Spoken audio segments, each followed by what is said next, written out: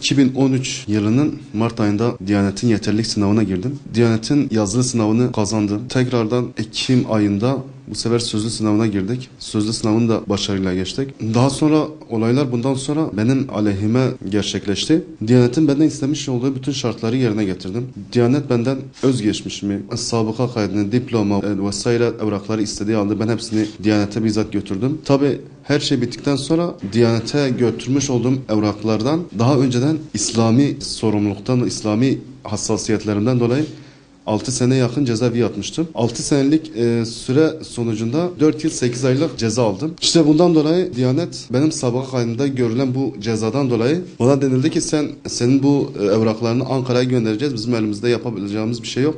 Senin bu evraklarını Ankara'ya göndeririz. Ankara'dan gelen cevap doğrultusunda sana durumu bildireceğiz. Evrakları Ankara'ya gönderdiler. Ankara'dan 2 gün sonra cevap geldi. Cevapta ise şöyle yazıyordu.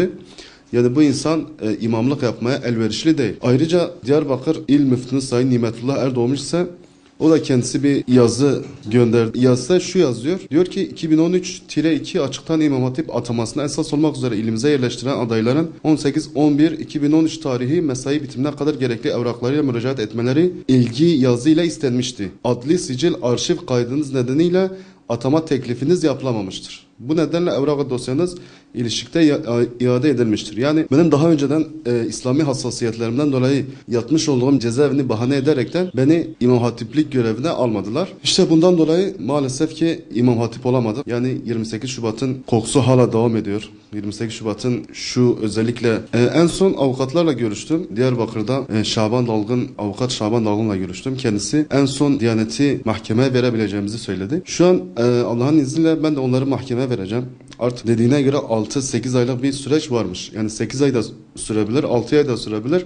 Yani 2 ay da sürebilir. Ama en azamisi 8 aylık bir süreç başlayacak. Allah-u Teala hakkımızda hayırlısını eylesin inşallah. Evet, özellikle hükümete çağrımız şu. Artık geçmişi bir tarafa bırakmalarını istiyorum.